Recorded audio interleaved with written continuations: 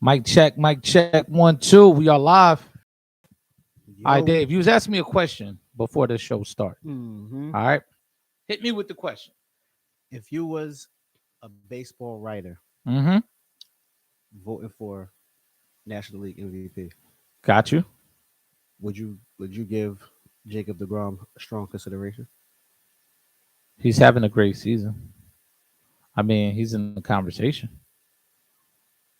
but I think it should go to probably Tatis Jr. You don't think so? He had a good season. I'm just trying to think. They just got eliminated from the playoffs. Um, I feel like in baseball you can still be yeah, MVP because when you get Mike eliminated. Trout It's was not the the NBA where if you don't win the championship you can't get no award. Mike Trout been the MVP and they made the playoffs. Has he ever been in the playoffs? I don't. Not that I remember. I think so. But I asked that question because the Mets are about to finish the season under 500 Yeah. again. But and DeGrom has been out for the rest of the season. Okay.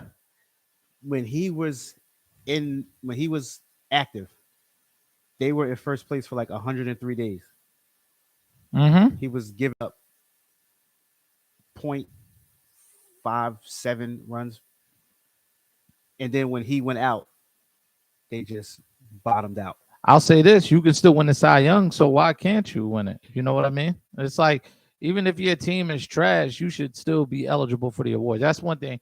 Baseball writers, as ridiculous as they can be with like Hall of Fame and certain like legacy awards, they're pretty straight up about the season awards. Mm-hmm. You're not gonna and they're you're just not gonna see guys get handed all stars and different single season awards like that. It's just not gonna happen in baseball, which is why I have a respect for the writers until they say, you know, uh, King Griffey Jr. is not a unanimous Hall of Famer, or neither is Babe Ruth. Like it's just a tradition. Or Derek Jeter. Yeah, yeah. It's like somebody gets tipped off to vote against. Like, all right, everybody else did.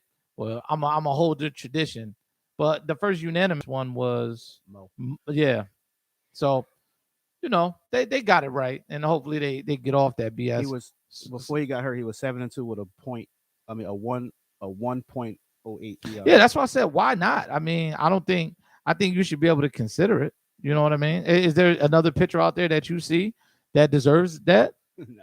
Because he was clearly the best pitcher in the National League. Yeah, I think he's clearly the best pitcher in all of baseball. There it is. So I think he should be eligible for the MVP, man. If I'm a writer, yeah, I'm looking at everything. And then also I gotta rethink Tatis too. They've been having issues in the dugout and stuff with the team. It's been Yeah. kind of imploding over there. You know, yeah, I'm gonna go ahead and leave that one alone. What about AL? They were just talking about it on the TV. AL, um, It's pretty much a two-man race I mean, for I AL think MVP. you have to give it to Shohei. You know what I mean? Just for the doing it both ways. But next year, like I said, I think we talked about this a couple weeks ago. Mm-hmm. You pretty much got to win the triple crown to outdo what Shohei is doing. Especially since it hasn't been done since like 1905. Yeah, You know what I Babe mean? Ruth. Yeah. He's not even. I think he's like third or fourth for Cy Young. Oh, Shohei is? Oh wow, man.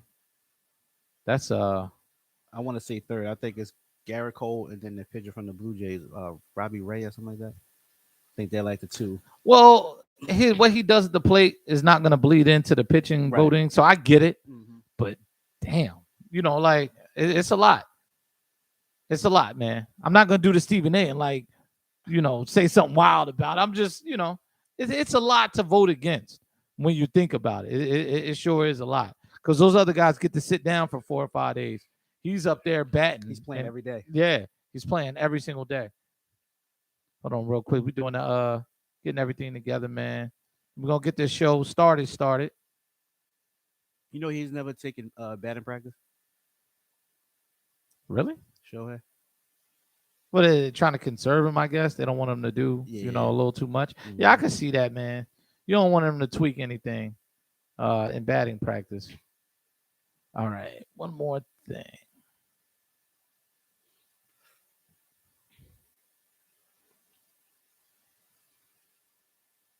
And there we go, man. We're all shared up, ready to go, ready to go. All Mhm. right, Pick and Roll Podcast, episode 23. It's me, it's Chris. I'm here with Super Dave, man. 4. 24? It's not 23? Well, I'm gonna have to change the title. It's 24, man. 23 was last week. 23 was last week. All right. Listen, man. Look, it is what it is, man. I can't. You busy man. So you Yeah, gotta I go am a there. busy man. I am a busy man. I think I'm gonna have a title for this episode, right? Yeah. It's gonna be called Hurts, doesn't it? Ooh, We're gonna get to that. But how you feeling today, man? good, man. Yeah, man. Everything good, man. Everything is everything. How's little Dave, man? He had a big game. Is he walking around with his chest out? No, he knows they got a really big game Saturday night, Saturday night. Okay, what time? 8:00, 7:45, 8:00. Under the lights again, man. Yeah, away against Eastern. He knows. When I picked him up for practice, he knows like what's at stake. Himself personally, he's never beaten this team, Yeah. so he knows. You know what I mean? Order for them to get to the championship or win the championship, they have to go through them. So he knows what's at stake. He knows he knows last week is over. I dig it, man. Well, you know what? I like that he scored that touchdown, kept his eyes up, kept his hands available. That was a dope touchdown. And then the way he accelerated, man, he took off, man. Yeah. If anybody listening, man, that's little Dave, Super Dave's son, the next generation. You know, when we washed up and done up, he's the guy to run up on if you really want to, test your skills, put your thing to the test, man. Yeah, man. So that's what's up, man. But I said I want to title this episode Hurts, doesn't it? Oh, you going there? You going in? I'm going in right away, man. For us to be based in Philly and, be in the Philly area, we hear a lot of nonsense, man. And I've said it 2 weeks ago. Philly fans thought they won the Super Bowl, or they actually thought they were a playoff team because they beat the Falcons, who got their first win Sunday. We'll talk about that, though. We'll get there. Right now. I'm in the Mariners jersey. It's the wild card race. I'm feeling good about this episode, man. I'm feeling really good. It's the longest time y'all been this close. Yes, for a while. we were almost this close a few years ago with the Cano. We had Cano, Nelson Cruz, and all that. Then Cano got suspended the next year. It was a mess, but this team is like legit. Yes, you got a lot of young guys. Yeah, a lot of young bats, man, and they hit some untimely slumps. But coming back next year, they should be better, and then we should be a more consistent group. And they're all under contract, so that's what I'm liking, And they got the veteran Kyle Seager there holding it down. But back to Jalen Hurts, man. Eagles fans celebrated. They had their hopes were high. The optimism was through the roof. You couldn't tell them nothing. Oh man, I knew he was a quarterback. That kid's a player. The last quarterback from Alabama to win something I saw was Ken Stabler. That was 1976. The last quarterback to do something in the NFL. I'm not gonna lie. I thought Greg McElroy had a shot, and I was absolutely wrong. Right? And it's something about these Alabama quarterbacks because both of Mac Jones just threw 3 picks. Now he's a rookie, just like Hurts, but he's learning. I think his situation's a little more complex, right? Dealing with the Patriots, it's a lot more complex system. They're a team also on the rebuild. Eagles fans didn't think they were where the Patriots are, like trying to come up. They thought, oh man, we just need to plug in a player and he can just perform on his team. We just saw last night against the Dallas Cowboys. That is not the case. I predicted before the game 33-20. Everybody said, oh man, you hating. Cowboys fans loved it. Shout out to B-Mac. And then they lost 41-21. I'm not the I told you so kind of guy because it sounds like I hate Jalen Hurts. And I told people, I don't hate him. I hate the position that he's put in. I hate that Nick Sirianni got a job he wasn't qualified for. And I hate that Jalen Hurts is going to bear the brunt of this fan base when things don't work out because the kid doesn't deserve that. He was drafted in the 2nd round for a reason. He needed to develop. What did you think watching that game last night? I think that stage, even though it's early in the season, Monday night, I think it looked like the stage was too big for him. It was way too big. It looked like it. But there were a lot of things about Jalen Hurts' game that troubled me. And what troubles me about so-called football fans, writers, there were people that picked the Eagles, right? Mhm. How do you look at the Cowboys roster and the talent they have and how they came out the first 2 weeks and say that the Eagles were going to beat them? I didn't. There was no chance. There were 2 classes of football teams there. The Eagles are quite possibly the worst team in that division. I already said they would be, Yeah. but I think now it's almost solidified. I mean, some people might have picked the Eagles. I don't know why they would pick the Eagles last night, but they probably were looking at how the Cowboys played against the Chargers. Yeah, Even though the Chargers are way better than the Eagles. you're right. Better quarterback, better skill players, just a better team, period. Way better. And they just looking at it like the Cowboys should have lost that game. I mean, I think the Cowboys should have lost that game. Like when they played the Chargers had 12 penalties the whole game. 11 was on the offense. Yeah. Like 2 touchdowns got called back. You know what I mean? So I guess some of the Eagle fans or the experts that was picking the Eagles to win last night probably was piggybacking off of that Chargers game. Like, okay, the Eagles have a shot. Yeah. 2 different teams. Two different teams. Chargers defense is better. Like Eagles just don't have it right now. They just don't have top end talent. Mm-mm. Jalen Reagor is not a top end talent. No. Devontae Smith, it remains to be seen, but he's not physically dominant. He doesn't impact the game. He's just fast, right? He's got speed. You know, Dallas Goedert is a solid tight end, but he's not the most dynamic tight end. And Zach Ertz is old, right? He's an old caddy. He's going to do what he does, but they don't have a lot of top end talent. And what Eagles fans told me all offseason, oh, man, you know, this offensive line, you don't know, man, we got a great line. They didn't look that great last night. And Dallas was rushing 4. Yeah, and they struggle, and Dallas doesn't even have their best pass rusher. Their best pass rushers out, which is why before the game, they performed even worse than I thought. I thought they would be able to, you know what I mean? They really scored 20 when the game was out of hand. Yeah. But I didn't. I said, even without Dallas's best pass rusher, they should be able to get the ball moving on offense. They should be able to call some things, get some things going, get Jalen Hurts rolling out. Sometime. Yeah. They should have their best game plan was getting the ball to the tight ends. That was it. Like they really couldn't get the ball to the wide receivers. They ran the same drag play 3 times in a row. Mm-hmm. They just switched sides every time. And it was sad the last 2 times, Hurts couldn't locate the pass. He couldn't throw that route. Mm-mm.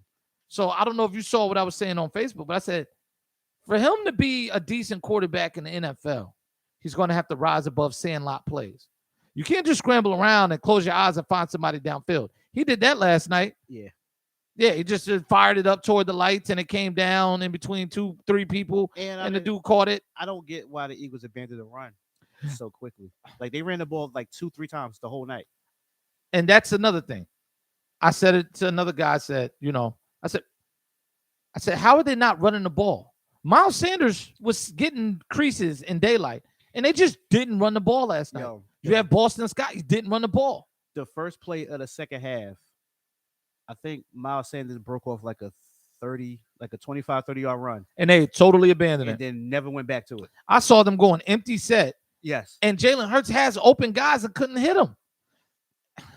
And this is where I say Nick Sirianni is a goofball coach. This whole beat Dallas thing, oh, yeah, this is what we walk around and say as soon as the season starts. Beat Dallas, beat Dallas. First of all, beat yourselves. You got to get over yourselves because you're going to be hamstrung by lack of talent. Your defense is not, there's nothing special on your defense. You lost Brandon Graham. You got a little bit of pressure up front. But once that was over, it was, once that was beat, it's hard to understand what Nick Sirianni's identity is for this team because what he did last night was irresponsible for a quarterback who doesn't have it, which goes back to my narrative I've been pushing online and I've been pushing on this show. The Eagles don't want Jalen Hurts. This is not a development year for him. It's not a year to make him better. He's just going to be the fall guy. They're going to start Gardner Minshew in like 2 or 3 weeks. And then it's going to be it for him because they know they don't have a franchise quarterback on this roster. They're just not telling the fans. Right. Because there's no reason why you already got Flacco and then you go trade for Gardner Minshew. Like they know that somebody in that building knows something. Exactly. Exactly. Yeah. Yeah. And this is why they tried to trade for Deshaun Watson. Don't be surprised if when this thing is adjudicated, if the Eagles are the team that jumps out there, because now we're hearing that the Texans are softening their stance on there and they're starting to, we don't want 4 first-round picks, we only want 3. Sir, that's still a lot. That's still a lot. Yeah, we're gonna relax on that. Yeah. You know, especially if we're a basement team like the Eagles are probably gonna be 2-15. It's still a shot. I'm still in play, man. And the Giants gonna have 3 wins. Yeah. We'll talk about that in a little bit. Right. But I jumped the gun. Yeah. But that's why I wanted to name this Hurts, doesn't it? Because this is something I was talking about with Eagles fans. They were like, "Oh, you're a hater," and this. Listen, it takes a lot to be successful in NFL, right? Mm-hmm. And then in certain places, the pressure is even greater. We're seeing that in the NBA with basketball. We'll get to that later because it's even more. But in the NFL, as a quarterback, inaccuracy is rarely something that gets fixed, right? If you just can't anticipate a throw, you're not going to last long. Hey, Cam Newton, I'm talking to you, talking about you. He was just supremely talented enough to survive a lot longer than most guys do. Right. Geno Smith, Achilles Smith, Jamarcus Russell, all the talent in the world, couldn't really throw, hit guys in stride. He just had a cannon. Cardell Jones, another guy, struggled. Like these guys struggle. Like all that athleticism is cool. But when I need you to hit a 5-yard out to convert a first down and the ball is out of reach of the tight end, last night he was killing drives. And those passes are important. Those passes are important because everything can't be downfield. Teams take that away.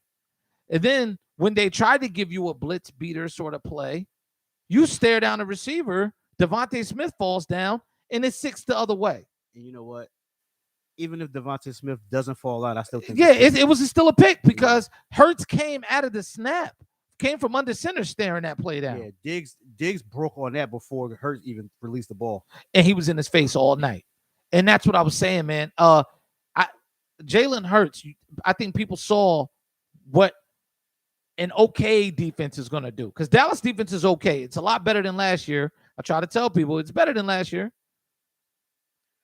I'm not gonna say that it's. I think it's better.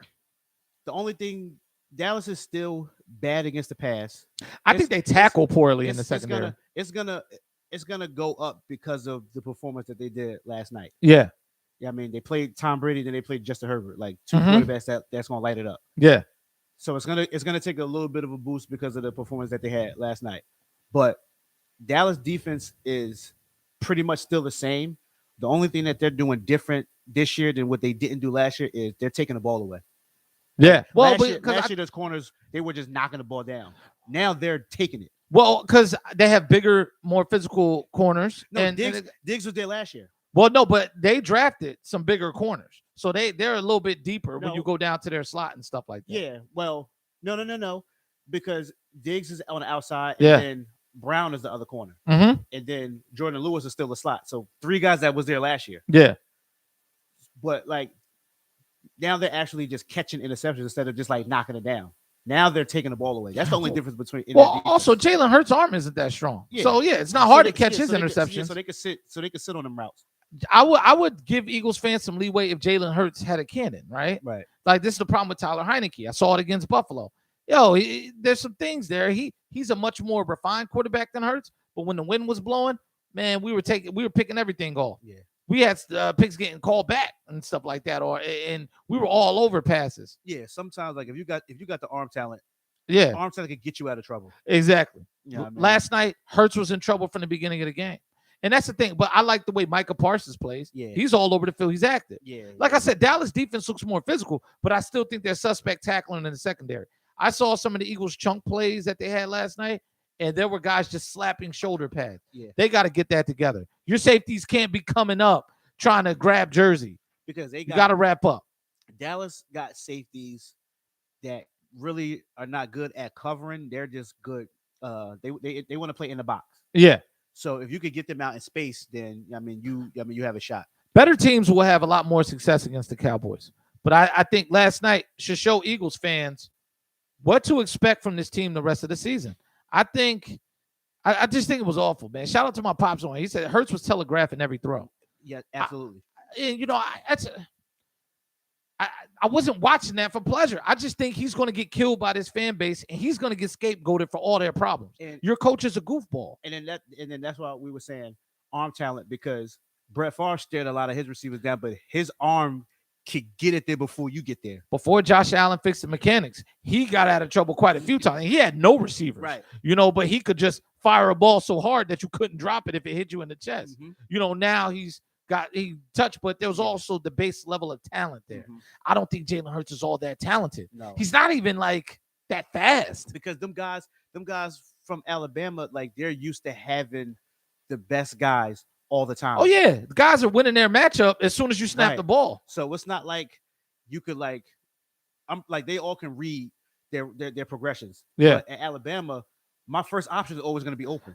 My third option is always going to be open. I could go because we're playing Tallahassee State. I could go through 1, 2, 3, 4, and then I could get back to 1 and he's still open. Yeah, exactly. So and my running back is thorough too. Yeah. So the pressure's not really on me, right? Because he's 6'5", 270, right, and can run a 4.3 40. So it's just like when they get to the NFL, it's just different. Like, that throwing lane is not open all the time. Not at all. So now you have to throw a receiver open. Well, and it's the fact that you can't make mistakes in the NFL because they're magnified. Yes. You're seeing Trevor Lawrence go through it, and that's a talented guy. He's going to figure it out. They don't really, I thought Travis Etienne going down was big for them. Yeah, that was big because he's a dynamic weapon. He was like a Percy Harvin-ish guy, and I know how Urban Meyer was planning on using him. Yeah, just like Percy. Yeah. That's what he was going for. But there's a lot but also Jacksonville, they're playing some pretty tough teams early on in the season. And he's going to have to go through and take his lumps, right? So you'll give him leeway because the talent is there. Hurts was a second-round quarterback because he's a second-round quarterback. There ain't no other way around it. And second-round quarterbacks really don't survive in the NFL beyond year 5, 6, maybe. He's going to hang around for a while, but it's just not there, man. Yeah, he's going to hang around, and then he's just going to be a career backup. I'm telling you. He's just going to go from this team to this team to this team and just... I don't know if Eagles fans thought they were going to see like Michael Vick last night when the play breaks down, but he also wasn't really separating. He wasn't all that elusive last night. He was getting caught before he got to the sideline. It was bad, man. Then he had a quote. They asked him about, what the Eagles are doing about last night's loss. He says, we're moving on. When you take a dump, you don't just sit there and stare at it. You move on to the next one or to go continue your day. It was the weirdest quote I've ever seen in my life. But it's just showing you now he's starting to be upset about it publicly here because he knows the pressure. I think deep down him and his people know this really isn't your job, buddy. It's Gardner Minshew is coming in here to give Eagles fans a semblance of a regular offense, which is why they traded for Minshew when they did just before the start of the season, because they went all through preseason and training camp and they knew that wasn't sustainable. They knew what they were watching. And I don't even think he took a snap in preseason. That's what I'm saying, man. I saw Flacco out there getting hammered. Like, I think Flacco accelerated the trade talk. Like we gotta get somebody in here. I'm only cool with a quarterback not taking any snap if you have a pedigree with you. Aaron Rodgers didn't take a snap, I'm cool with it. Yeah, he's proven. Like Tom Brady, if he doesn't take a snap, I'm cool with it. Yeah, Mahomes, Lamar Jackson, I'm cool with it. Jalen Hurts, like, you need all the reps you can get. Especially you have a young team, so you need the gel. But I think an element of that was hiding him. Yeah. They got the win that they were going to get out of him. They should have lost to Atlanta. I think Atlanta's a better football team than Philly. And people think I'm disrespectful. I think Nick Sirianni is a joke.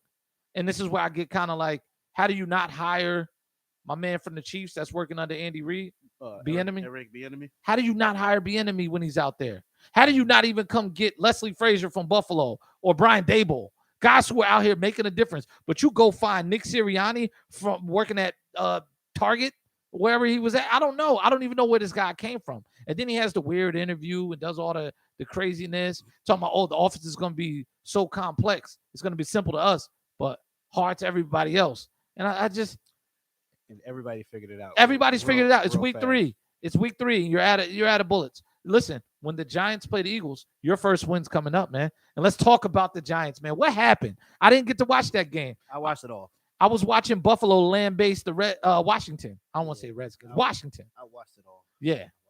I can't even talk about the Bills this week. That was a laugher. You know, last year, you know, I was bashing Daniel Jones. This year, I can't really bash him because he has been playing great.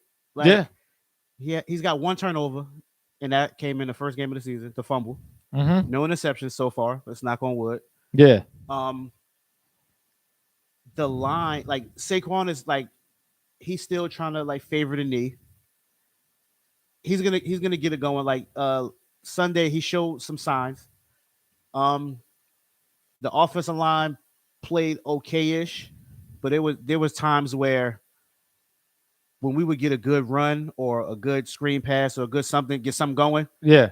Holding, or a lineman downfield. It was just like we would just step on it. We get in our own way, and then like the defense, like when you drop an interception in the end zone to pretty much seal the game, and then Atlanta comes down and score the very next play, that's just a sign of a bad football team. Yeah, I honestly, we sat here on the podcast last week. Atlanta's not a good football team. I had high hopes for the Giants this year to challenge. And the season's not over, right?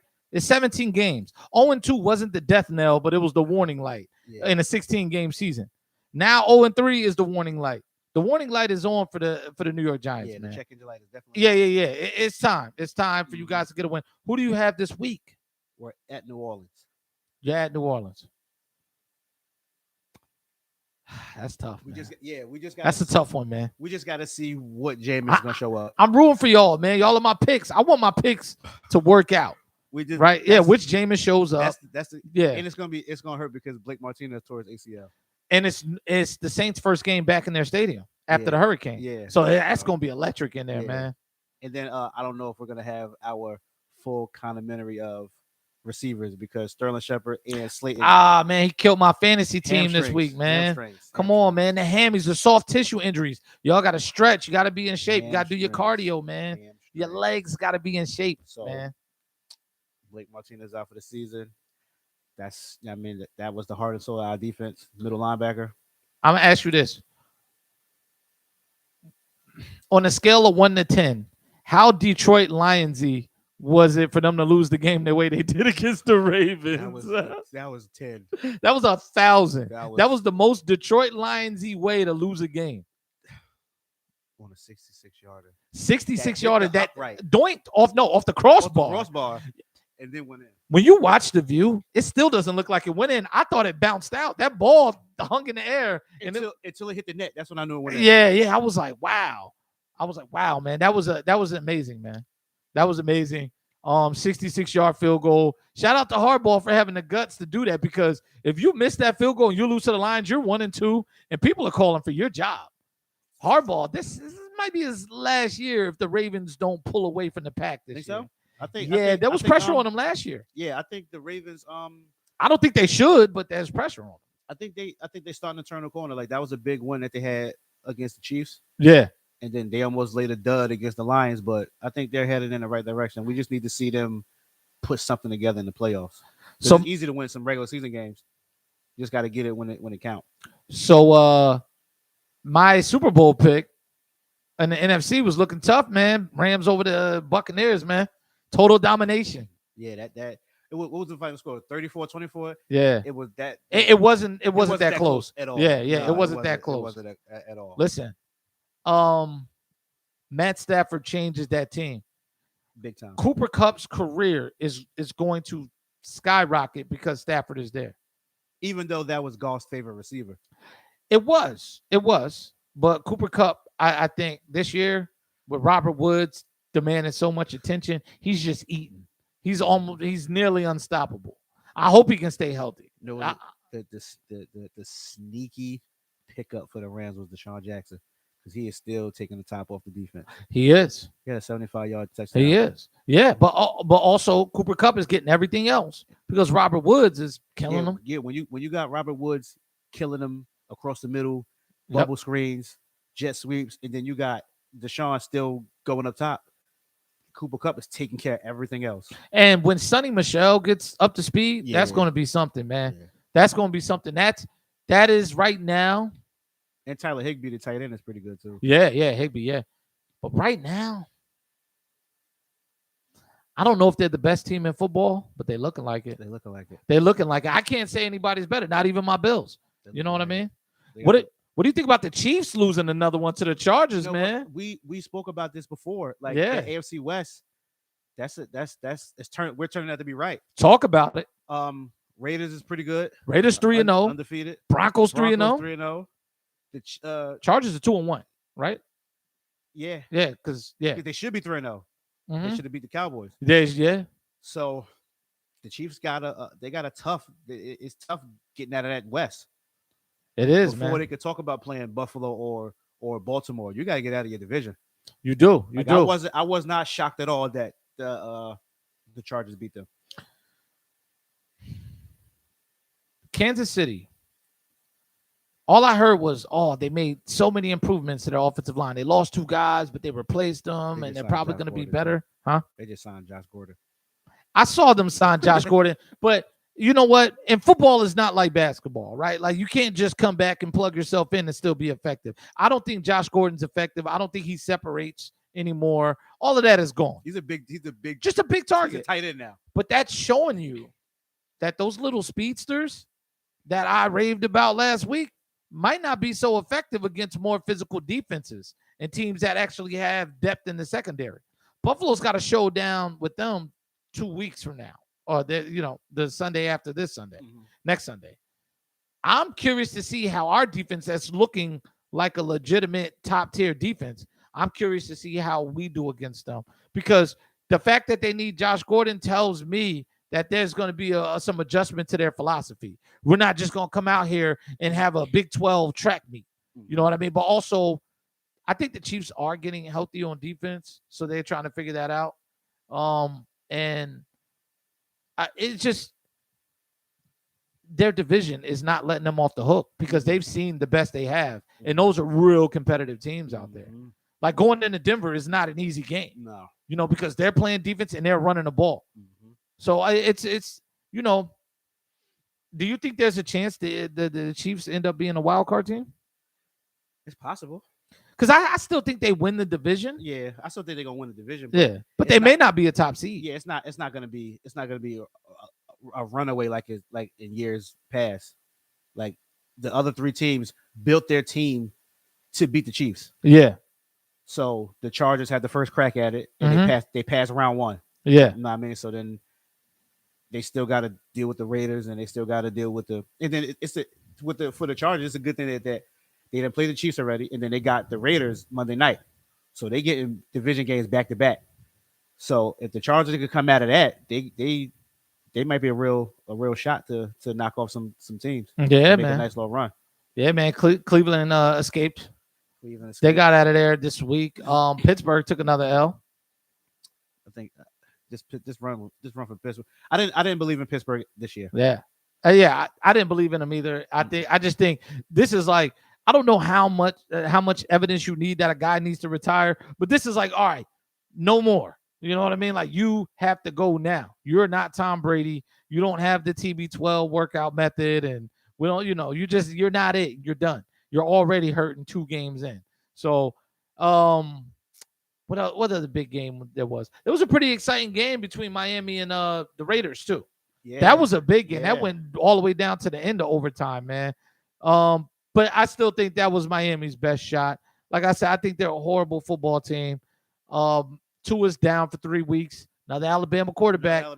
Yep. Another Alabama quarterback, man. Never going to see the light of day again this season because I think Brissett was just already a proven NFL commodity too. He is the kind of guy that can hang around. You know what I mean? For quite some time. So I'm looking at the standings in the NFL through 3 weeks. Cincinnati's another team. 2-1, man. AFC North. Joe Burrow's a real quarterback, and I appreciate that. And then they have a pretty solid football team, but I think people get overlooked them because they don't have those big names on the outside on offense, or they don't have like top end defenders and things like that. They just got a lot of solid football players. People overlook them because at the end of the day, they're still a Bengals. They are the Bengals, the Bungles. So yeah, this is like Icky Woods is not out there anymore. What is it? Icky Woods ain't walking through that door anymore. So people still just look at them like, all right, it's cute.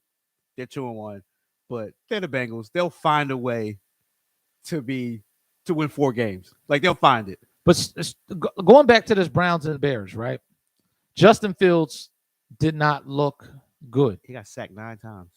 And he's banged up now. And now they're saying all 3 quarterbacks are on the table. Nick Foles, Andy Dalton, and Justin Fields. What are they trying to do to Andy Dalton's mentality here? You told him he was going to start. You told Nick Foles he's not going to start. And then you told Justin Fields he's going to sit and be patient. Then you put Fields in there, he gets knocked out. And now you're saying all 3 are on the table. What's going on there, man? Because the other 2 are hurt. So my brother, the huge Chicago Bears fans, shout out to Bradley on here, man. And this is what my brother agrees with Bradley. He's a Chicago Bears fan since the 80s, die hard, everything. He said Matt Nagy should have been fired and Mitch Trubisky was never the problem. Yeah. I'm starting to agree, yeah, right? Because I had my own reservations about Trubisky and all that, but I saw him in Buffalo this preseason. Okay. Like my thing He's a player. My thing with Trubisky was like, I never had anything negative about Mr. Trubisky. My thing with him was I don't think he should have went that high. Yeah, the hype. He just came out of nowhere. He was like that dark horse quarterback. Right. Like I'm starting to say Zach Wilson. Yeah. Listen, man, he's not figuring it out, man. Zach Wilson looked awful this weekend. They got blanked by the Broncos. But and I don't think the Broncos are good enough to blank you if you're learning. To Zach Wilson's defense. He's got Corey Davis. To Zach Wilson's defense. Yeah. They play. Hey, Carolina's defense is okay-ish because they play. You know what I mean? They really ain't play anybody. Right. But then Zach Wilson played against Belichick's defense, and then he played against Denver's defense. Yeah. In Denver. So you're going against 2 of maybe the top defenses in the league, and you're a rookie. This isn't BYU anymore. No, not at all. You're not playing in the Mountain West. Like this receiver that you thought would be open in college, he's not open in the NFL. Zach Wilson is trying to hit a home run every throw. Every play. Every throw, man. That dude is firing that ball downfield. He's trying to push it, and you just don't have the talent, sir. Mm-mm. I know these guys look really good in practice, and you got your red jersey on. Everything's good, man. But honestly, and it's not good that his starting left tackle was out for like 4 to 6 weeks. Yeah, and it just goes back. My pops just said QBs are taken high by default because teams don't have one. Yeah, and they're high demand. Listen, man. This is why Ryan Fitzpatrick's probably going to play another 5 years. Looking at these kind of guys, man. But I will say this: I'm not giving up on Justin Fields, but this is a humbling experience because remember, he had that one preseason game. He's like, "Oh, everything wasn't as fast as I thought it would be." Then Buffalo came out there and smacked him, put him out. Rocked his bell. Yeah, right. He got his bell rocked. And then now you're starting to see he got his bell rocked again. That was bad. It didn't. I kind of feel like Nagy threw him to the wolves a little bit. Browns front 4 is not the team you want to test it out again. That against the Browns, I would have threw Nick Foles out there. Yeah. Oh yeah. Let Foles get beat up. He can take it. And he's actually gonna, move the ball. He's gonna move the chains. He's gonna run your offense methodically. Yeah. At this point, you're just trying to get guys, acclimated and figure out what you got around them before you plug the quarterback in. Throwing Justin Fields out there to the Browns was just like throwing chum in the water for sharks. Like it was just like. Yo, I'm gonna ask you real quick, man. Shout out to Brad. He said they got rookie coaches and a coordinator, and then no running game. In Chicago. So they have a decent running back. David Montgomery is decent. It's just that their offensive line can't block my son's team. Couldn't block traffic? No, they could not. Yeah, man. All right. Here's what I'm gonna ask you about the quarterback thing. With the 49ers, Is the Trey Lance kind of change of pace, Taysom Hill sort of thing? Is that effective to you? Because I was watching that game, some of that game, the Niners and Packers, and I was like, I'm not really seeing this is beneficial for your offense. No, I think at some point they need to 49ers need to pull that trigger and make Trey Lance the guy. Because you feel like Garoppolo can't push the ball No, down he the field. can't. I don't think he can. Well, they're 2-1, so it's going to be a while before they make that change. Right. Yeah, I think that's the only thing that's holding them back. Yeah. Really. Like they got a pretty solid defense. They got weapons, but it's just Jimmy G is like he's like the new age Alex Smith. Like he really can't push the ball on the field. I'm just gonna run his ball. I'm just gonna throw bubble screens to Debo. Right. I'm gonna throw a little slants, and we're just gonna work the ball down the field. Like he's not gonna push it. Well, I always thought the Niners' success was always going to be predicated off of their running game because their running game is aggressive, like zone blocking. Yeah. They kind of ran. They were reminding me of like Denver. Yeah, Denver. Old times.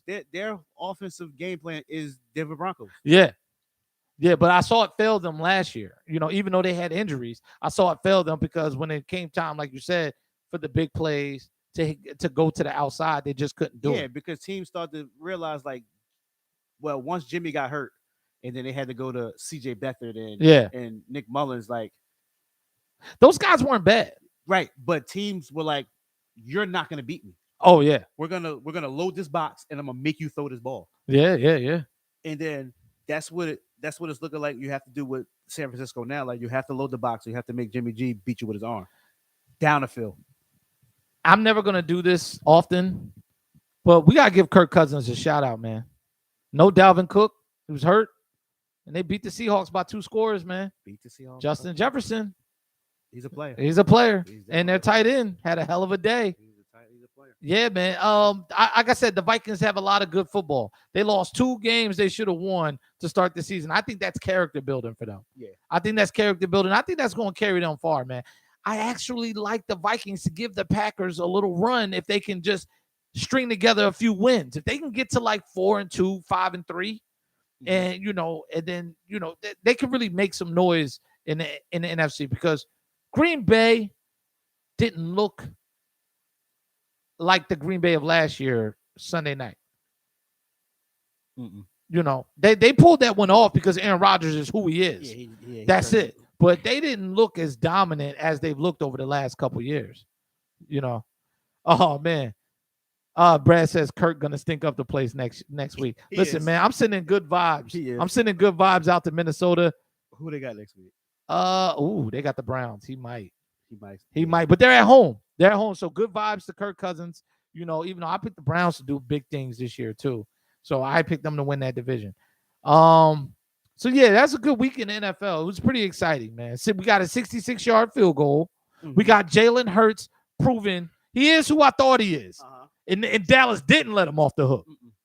I appreciate it, man. Hurts Doesn't It is the name of this show. Episode 24, man. Episode 24. Hurts Doesn't It. Eagles fans, it's nothing personal, man. You need to fire Howie Roseman. And Nick Sirianni should be a one and done. He should be a one and done. I think he's a goofball. I'm just going to harp on that. I might even jump back to it while we're talking basketball. But let's talk basketball. I heard one of the most nonsensical is that a word? Predictions, yes. Okay. Predictions for the NBA season. The great Kendrick Perkins. The great philosopher. The great philosopher Kendrick Perkins says that the Trailblazers are a dark horse candidate to come out of the West. We talked about that. I've never felt like I should have been on TV at ESPN more than I felt today watching NBA Countdown. Or what is that? Whatever show Rachel Nichols used to do. The one that comes.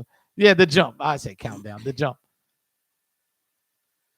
What is it going to take for people to realize? If you look at the West, they're the 9th best team. I'm trying to tell you, I don't think they make the playoffs, man. Perkins, listen, whatever he was smoking, I don't smoke, but that he needs to make some money off of it. Yeah. If Snoop got the moon rocks, you got to have, perk rocks or something, or the perk batch or something. Because that was a bad batch take right there. We spoke about this a couple shows ago. Um, Yo, yeah, I got dark horse candidate? I got Portland in that play. Playing I got them in range. that play-in. It all depends on the matchup they get if they actually make it to the playoffs. Mm-hmm. Because I think if they play the Grizzlies in the play-in, I think the Grizzlies beat them. Yeah, I say that too. Man. Um, They have to finish in that 7-8 range. they listen, what it's gonna take is for a major injury to The Lakers. at least 6 of the top 7 teams for the Portland to be able to make a run, because the point I made to everyone who disagreed was they still have to play teams in the East. I'm not just talking about the West. Even if you devalue the rest of the West, you can't look at the East and say Portland is going to, on any given night, has a fair shot to beat the top 5-6 teams in the East. So I don't think they're better than the Bulls. So the gauntlet they got to go through just in the West, and then you still have to play the Nets twice. Yeah, and then you the got to come Bucks East twice, and play basketball games the Sixers on the other side of the twice. country. This is what I'm saying, man. I don't understand. Perkins just really got under my skin with that. So There's a lot of basketball to discuss. over under on Portland, 45 games. Yeah. Do they win 45 over or under?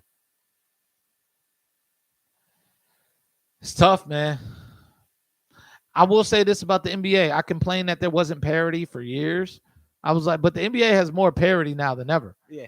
I think they're at the bottom of the play and they got a losing record. But that's if they still have Dame, right? Like, I think Dame is out of there when they go 10 games under 500. January 15th is my deadline. You can book it. I'm gonna see if I can parlay that or whatever. We're gonna mark this down. Yeah. I want to go bet it. Like, yo, Dame Lillard gets traded by January 15th. If I can find that, I'm gonna put $100 down and get my money, because there's no reason for him to stay, and it's perfectly okay for Dame Lillard to be traded. He doesn't belong there anymore. They had their shot. It's truly over.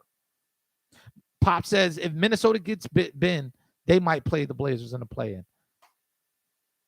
Depending on what they give up, because I saw Ben for Anthony Edwards, and I think you're losing something when you give up Anthony Edwards for Ben Simmons. Yeah. You're losing like offensive scoring, like playmaking scoring. Yes. Anthony Edwards is a player. Yes. And Minnesota better not pull that trigger. If you want to give us Anthony Edwards, I'll accept. I'm not okay, but I'll accept. I would drive. If I was a 65, I would drive Ben to Minnesota. Like, if you especially if you're willing to give the Philly Anthony Edwards and like a veteran. Okay. All right, cool. You know what I'm saying? Bye, Shake Milton. You know what I'm saying? Shake Milton, I'll holler at you, brother. You go out there with Ben, man. It's cold up there. You need a jacket? I got you. You know, and I like Shake Milton, but, you know, there's no question. Like, you're losing your time. Veteran guard or a veteran big? Yeah. Just a veteran, a solid vet. If there's a solid vet on that roster that knows what he's doing, I'll take it. Ricky Rubio? No, because you already have, like, Tyrese Maxey, and you know, and I think that's the guy you want running it. Yeah, running the point. But yeah, man, the Blazers, man, that was wild by Kendrick Perkins. I thought that was crazy. Just to finish that up, yo, I want to talk to you about this. Michael Porter got a 5-year, $206 million extension, a max deal, right? Which was wild. Do you think he deserves it?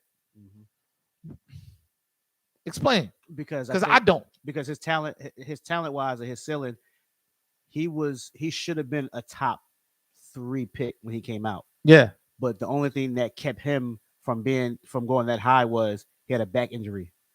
But yeah. But and here's what I'm saying, right? So if he didn't have that back injury, he's going top 3. And then he would have had this kind of money anyway.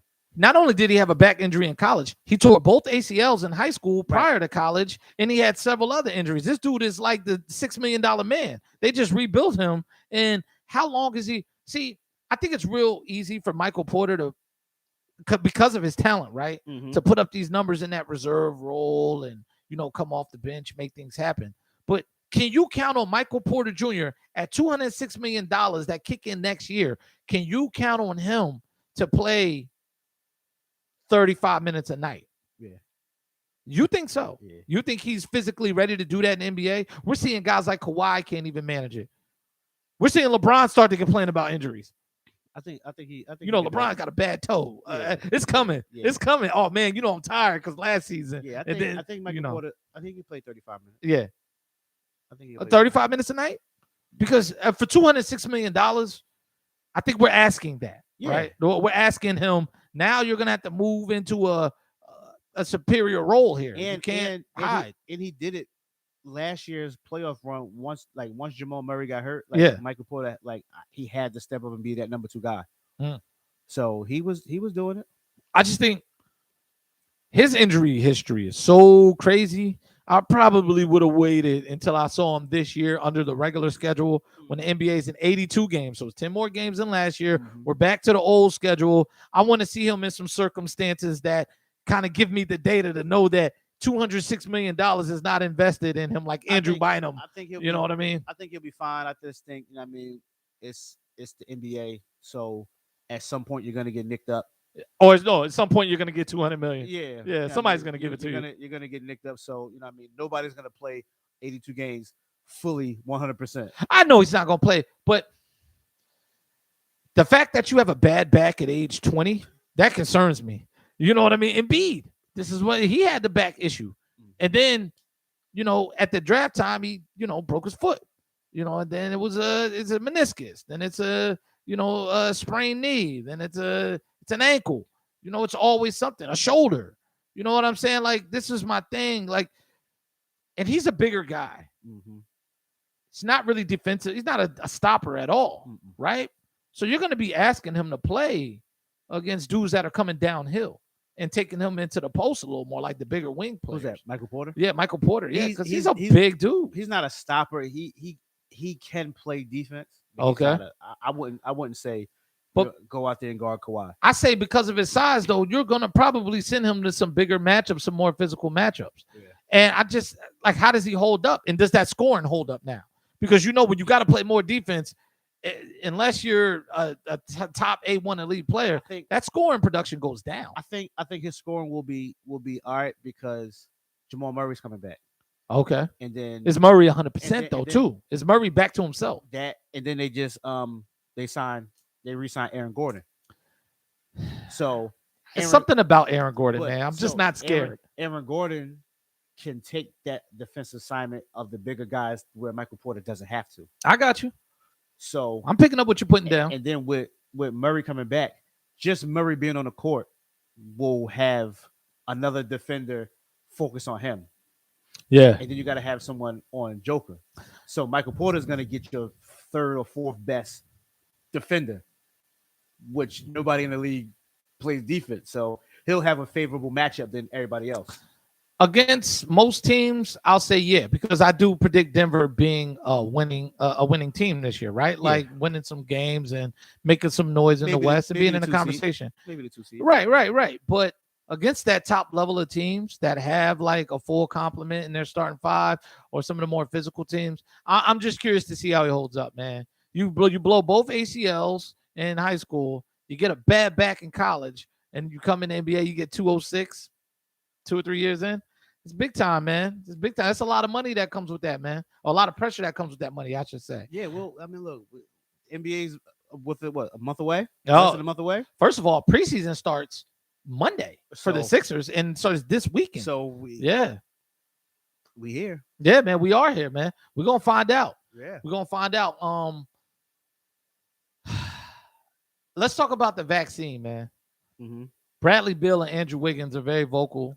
They have their own beliefs. Bradley Beal said he's not saying he won't take it. He just needs to do more research. So I want to see Bradley Beal in a lab coat and messing with the beaker, with the Bunsen burner. Yeah, Bill Nye, the science guy, right? I want to see Bradley Beal in his lab working on these things. Andrew Wiggins, he lost his challenge with the religious exemption for the state of California. Or the city of San Francisco, I think it is, right? Yeah, so he can't play home games, and he's prepared to sit half of the season and lose half of his money, allegedly, right? Allegedly. What are your thoughts on this? Like, the NBA has came out and said they're not forcing the players. Yeah, but you got to play your games in these cities, right? Right. But San Francisco and New York, and then I believe it's like another city or two. Yeah, it's another city. They're Yeah, like you have to be vaccinated to play to be indoors for an event. yeah. It's interesting to see how these guys gonna do. It's gonna be like Bradley Beal is easy. Like, all right, I don't have to play in New York. Right. Yeah, I can sit against the Knicks. I can sit against. I don't want to lose by 48 tonight, so I'm gonna sit. Right. Yeah. It's gonna be interesting to see what Andrew Wiggins do because He's not really needed. he's not really needed. The two kids that they drafted Yeah. pretty much play that position. Andrew Wiggins is my dark horse pick to get traded before Sunday. Yeah. Yeah. So Orlando, here we come. Cleveland, attaboy. Exactly. Yo, how you like Colin Sexton? He's your roommate. But like, yeah, like Bradley Beal, like he said he got to do some more research. Go ahead. Yeah, do your research, man. Do your research. Let me know what Wikipedia, baby. Yeah, let me know what you come up with. But yeah, the Andrew Wiggins thing, like, it's gonna be interesting to see what happens. I'm starting to get the feeling he's a guy that doesn't enjoy playing NBA basketball, man. No, I feel like he doesn't want to play. And when I say that, he might want to play. He just doesn't want to work hard or be held to a standard. He doesn't really care. Same thing like with the Ben Simmons situation. Like they've made so much money playing a certain way, and they're young, so it's like they're still stubborn. Yeah, so it's like you're not gonna tell me what to do. Like I'm rich, whatever. Right. If you want to find me, cool. I done made over $100 and something million. I bought a Porsche, so your fine doesn't matter. Right. I have a girlfriend. Yeah. So. My girlfriend looks good, so who cares? You know, Kyrie is also giving the Nets trouble, man. I honestly believe he would be out of there if KD wasn't so vocal about the players that he wants to play with. I've been one of the people online saying that Brooklyn Nets are fed up. Sean Marks and that ownership are not appreciating all the things Kyrie is doing. Just like there was a report that KD nixed the Kyrie for Ben Simmons trade. Yeah. Do you think KD nicks it if Portland says? Absolutely not. I think if the Nets offer Kyrie to Portland, here's the thing. Kyrie has already said he'll retire if he gets traded. Mm-hmm. If you have a team that's just willing to tear it down and say, Nets, give me all of your first-round draft picks into the year 2050, I will put up with Kyrie retiring because we're going in the basement anyway, and we'll just write it off. You know, go home. Blake Griffin, go home. And then when you retire, we'll stretch provision you, get this out of here, or we'll arbitrate this. We'll pay you out. Cool. Because we're gonna bottom out. If I'm the Blazers, I would give that some consideration. January 15th, when we're 10 games under 500 and sliding, and CJ McCollum and Robert Covington both have turned ankles, right? And Nurkic is out again. Exactly. Nurkic slips and falls on the sideline or something. This is what I'm saying, man. I just don't want to drive this point home. Free Dame Lillard, man. Free Dame dollars. What do you think about the report that came out that said Ben wants to leave Philly because he doesn't want to play with Embiid? Do you think that statement was true, or like was the words mixed up? I think here's what I read and what I heard.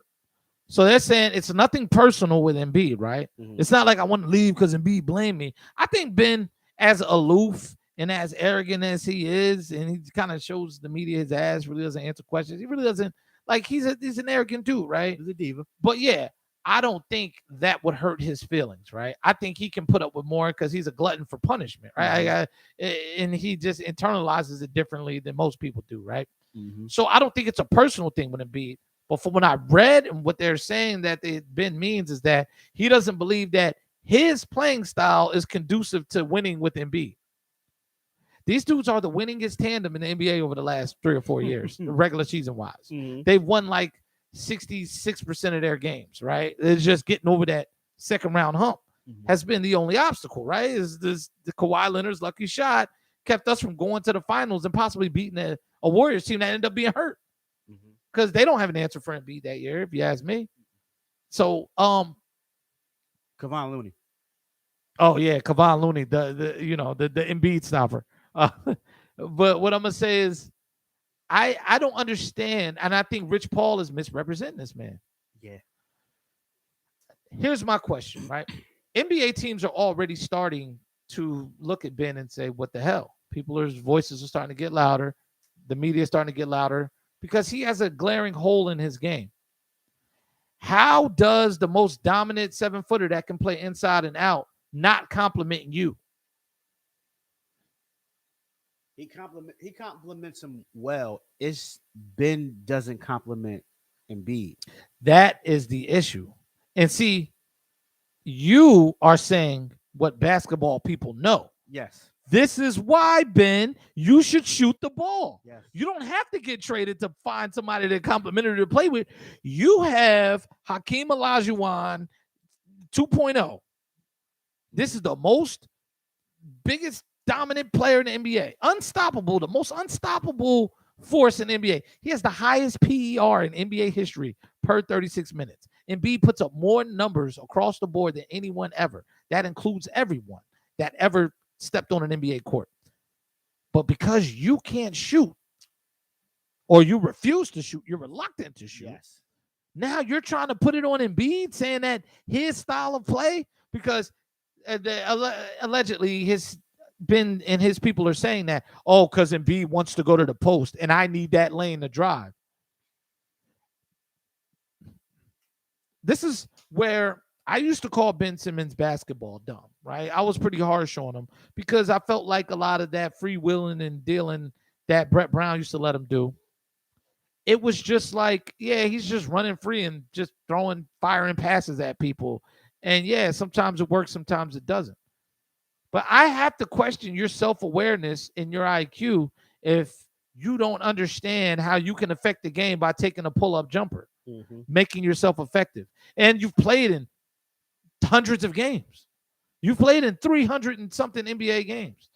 And you've been in the second round of the playoffs. You've gone deep in the playoffs. How do you not understand how you affect the game? And how can anyone put this on Embiid? To me, this even further devalues him, because now if you're an NBA GM and you don't really have a lot of room for mistakes being made on acquisitions and stuff, you're looking at it like, what kind of team does he have around him? What is this guy? Is he serious? Like some people get mad at Embiid because they say he shoots too many jump shots. Yeah.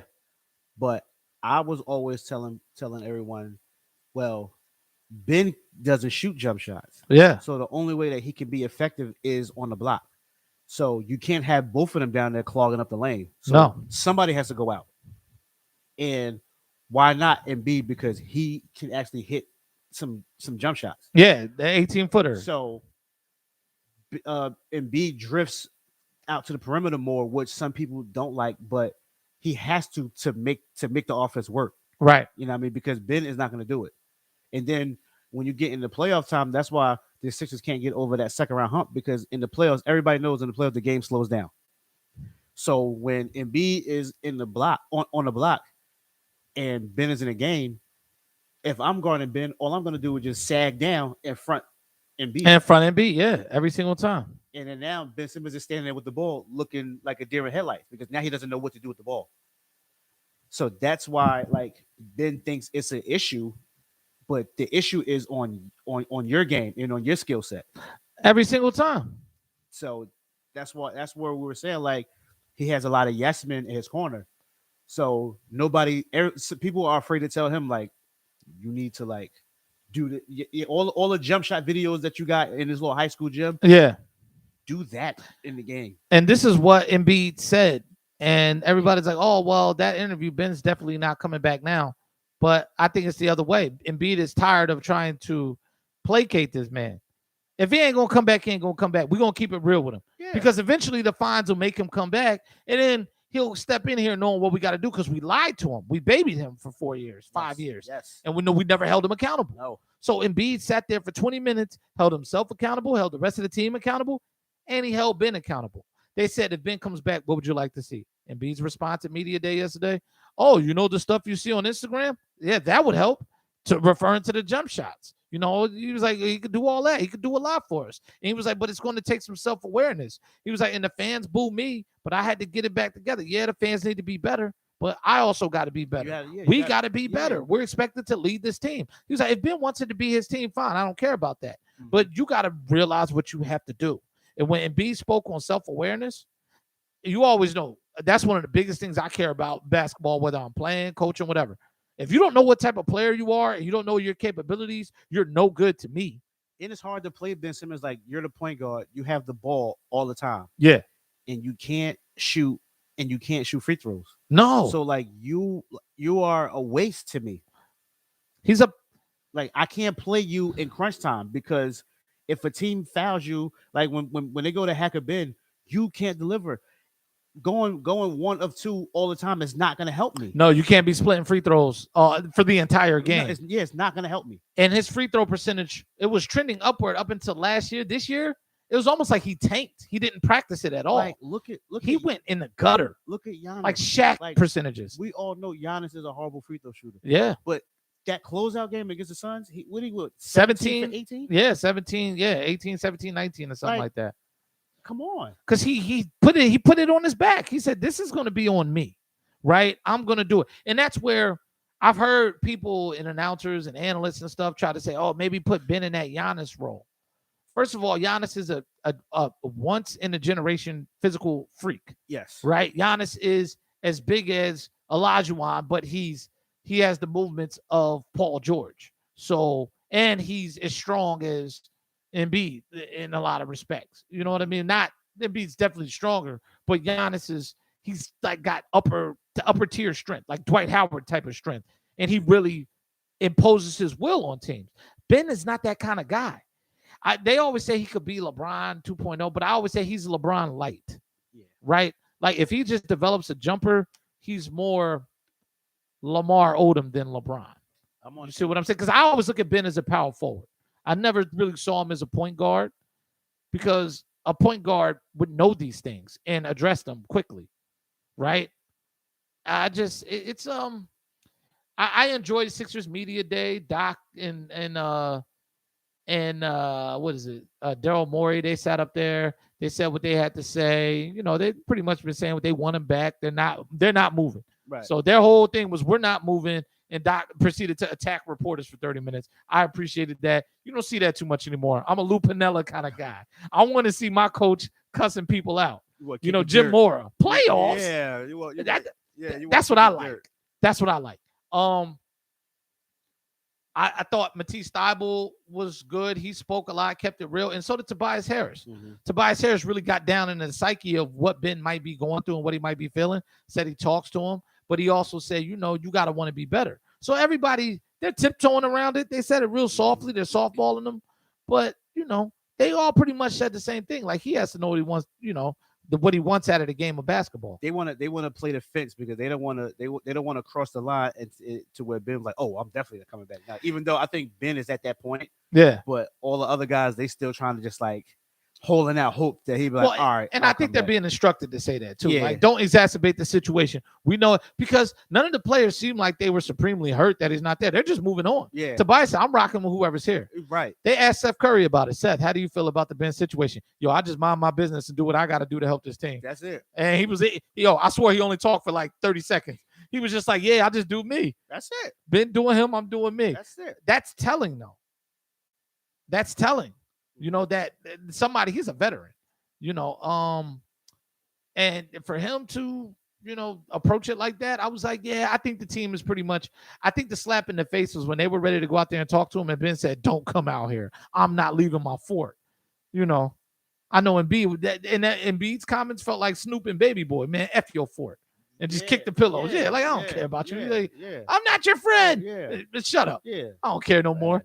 Yo, you're crying. Stop crying. That's right. And I appreciate that, man. I think they had enough. Like my pop said, but Jimmy Butler peeped Ben out a long time ago. Yes. I'm not one of those people that think had we got rid of Ben and kept Butler, that things would be different because Butler has holes in his game too, but he's willing to be aggressive. Mm-hmm. He's willing to be aggressive, even though he scored 10 points a game. Same thing like playoffs. Same thing like Giannis. Like we know Giannis' jump shot isn't where we would want it to be. But he will shoot it. He will shoot it, man. He don't care if he airball 3 in a row. And he's going to shoot the fourth one. And it's not fair to compare Ben to Giannis, right? No. It's just not fair to Giannis. It's actually pretty disrespectful. Do I think you can build a team around Ben Simmons? Yeah. But does that team win the championship? Absolutely not. Mm-hmm. Because you would need the highest level of 3-point shooters. You would need like 3 Bradley Bills. to really make an effect. And even then, it's really tough for that style of ball to win a championship, right? Like the Warriors, they did it, but they had the two greatest shooters of all time. Mm-hmm. You know what I mean? Like how everybody says, oh, you could just surround Ben with 3-point shooters. But how good do these shooters have to be? Because he's not going down on the post doing nothing. Mm-mm. And he's the 7-footer on the team. Mm-hmm. You can't play him with Clint Capella, according to him. You can't play him with Jokic. You can't play him with nobody. If Embiid doesn't fit, where do you fit? Right. You know what I say? Orlando Magic. Cole Anthony and picks. You just want to send everybody. Listen, man, send him to Orlando. That's the new NBA Siberia. Jeez. Memphis used to be that. A lot of teams used to be NBA Siberia. Everybody has a term. The Sixers were that for a while, for a long period of time, especially after they traded Barkley. So NBA Siberia is what it is, man. Listen, man, I remember the darkest of days. I remember it. Sixers, we were NBA Siberia while we were tanking, man. Mm-hmm. Listen, man, we had what's my man? Isaiah Cannon. Ooh. We're going back. Tony Roten. Ooh. Listen, man, it was tough. Hollis Thompson. Listen, Jarvis Renato, Henry Sims. Look, Ben, Orlando, what do you got? I hear the weather's nice in Orlando. Listen, what do you got? That's all I'm saying. It's really nice down there. Dwight Howard liked it down there. You might like it. You know, Disney World is there, so you can play all the games that you want to play. No state tax. No state. Listen, man. Listen. This is going to be the standoff, but honestly, as a Sixers fan, I know Ben not being there is going to be a little bit of a step back. They're no longer competing with Brooklyn and Milwaukee, but they're still that third team, and they're still at the top of the rest. Yeah. But I also think Embiid dominates a little bit more this year because there's a balanced floor, right? Mm-hmm. Like that's not hanging over your head. Maxey can hit the three. Mm-hmm. And if he's done his work during this offseason and he's running that point, that's something teams are going to have to account for. Yeah. Also, I want to see the Sixers do one thing, and this is what we're going to mark down. Remember this. I want to see them experiment with Andre Drummond and Joel Embiid as your twin towers. Andre Drummond at the 5 and Embiid at the 4. Because if there's somebody whose game I wanted Embiid to emulate was the veteran KG. Mm-hmm. He could play outside and could go in. KG could do it all. But as a face-up 4, I think Embiid has all of those skills. Mm-hmm. And I think there are some nights where you could throw Andre Drummond on that floor with Embiid because he has that perimeter capability and that mid-range. I just want to see him try it out. Try it in the preseason, maybe a couple of times during the regular season, put those two out on the floor together. You'll have nights against lesser teams where you can experiment with that and see how comfortable Embiid is because he has a comfortability around the perimeter and around the mid-range. And in mid-range, he's deadly. See, the only downside to that is a lot of teams don't have twin towers. So let's take Denver. Yeah. You're gonna have Joker out there, and then you'll have either Embiid or Drummond got to guard Michael Porter Jr. or got to guard Aaron Gordon, someone that's quick and that's gonna just go right by him. Yeah. So you're gonna run into that problem. But that's what I said. You'll try it out against lesser teams. You're not just gonna throw it out there against top level teams. Try it out against Orlando. Yeah. But I think Embiid also has the range as a defender. Yeah. I don't think Michael Porter Jr. just goes around him. Now, if there was a case where Embiid had to guard maybe Paul George, that might be an issue. Guys that are explosive and get around guys. But Embiid has shown that ability, that they can switch off and they have that range. Mm-hmm. And depending on what your defensive philosophy is, they may not have to range out as far. Right. You know what I'm saying? So that's where I'm curious to see how it works. I think that's something that the Sixers really could take advantage of with teams. I think so. George Niang is your bench 4. I don't think you move Tobias to the bench, but you can give him some time at the 3. The Sixers signed George Niang? Yeah, we got George Niang. Yeah, all at the same time we signed Andre Drummond. Yeah, that's it. George Niang he's a corner spot up shooter. This is what I'm saying. Nice little 3-ball. This is what I'm saying. The Sixers actually made some very quiet bench moves, and they have guys on that bench that can play. We're still going to win 50-plus games.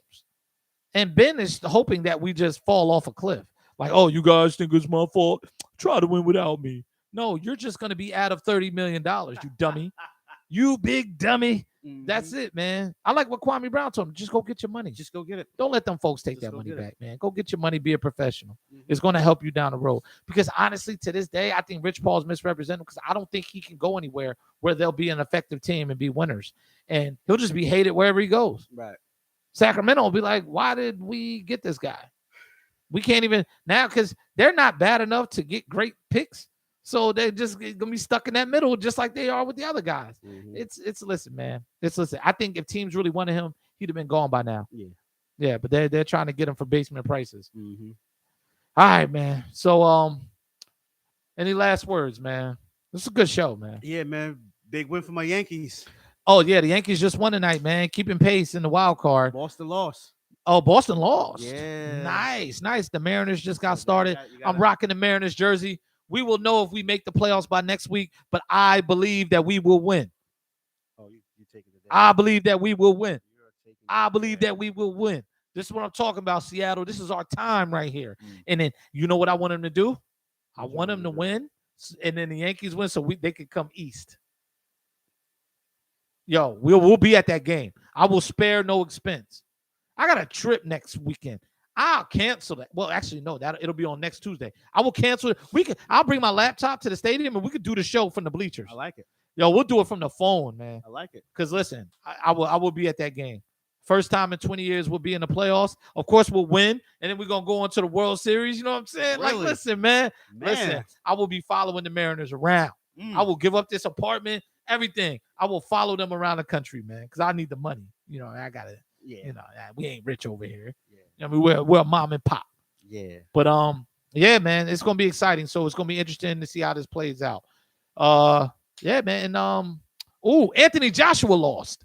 Yes, he did. Let's talk about it, Yes, man. he We did. have to talk. Yo, we can't leave without talking about the boxing supermodel himself, Yeah. Anthony Joshua, he man. did. Usher in boxing trunks. What's going on, man? He was. You watched the fight. I didn't watch it. Yeah. He was like thoroughly and severely outboxed. Wow. I never thought he was that great. Wasn't even close. Yeah, Anthony Joshua wouldn't hold the title if Klitschko's were in their prime. You see what I'm saying? Mhm. Remember, he barely beat Klitschko. Yeah. Right? He was knocked down, 3 times that fight? Yeah. Then got up and survived. I think he was so punch drunk, he couldn't feel pain anymore. Mhm. So he got to just throw. Yeah. You know what I'm saying? Which is, I always talk about boxing. Like, yo, I think you that guys, this is going to be hurt. there was a rematch. Joshua made sure there was a rematch clause in this Yeah. contract, and when the rematch happens, I think we're gonna get the same result. Listen, man, this dude, Usyk, he's not playing, man. Yeah. He's not playing with him. He's not playing with him. And we have Deontay Wilder and Tyson Fury coming up next weekend, right? So we'll be talking about that fight next week. We do the show because I'll be in Atlanta watching that. Then I got Buffalo KC. That's going to be one of the best sports weekends Yeah. for me in a long time. And the Sixers preseason will be rolling. It's that time of year, man. We got heavyweight boxing championships. We got boxing going. We got NFL going. We got the NBA going. NFL's giving us an extra week. Man, this is going to be fun, the man. Mariners are holding on. My Mariners are holding on, baby. If you can't hold on, then hang on, man. We here with it. But, yo, this is a Pick and Roll podcast, episode 24. It's Chris and Super Dave. We thank everybody for tuning in, commenting. Make sure y'all subscribe to us. Whenever we go live, it'll usually be Tuesday or Wednesday nights because we're real people with schedules. Yeah. But we really try and build this thing up, man, and keep the sports discussion going. We are unfiltered. We don't owe anybody anything. That's right. Yeah, so we're just here, man. We're here giving our unfiltered, raw opinions on what we think. And, yeah, just make sure y'all subscribe to us on YouTube. Also follow Indio Group page on YouTube as well as Facebook and Pick and Roll Podcast, episode 24. Look for more to come, man. Appreciate everybody that tuned in, and we'll holler at y'all next week. We out.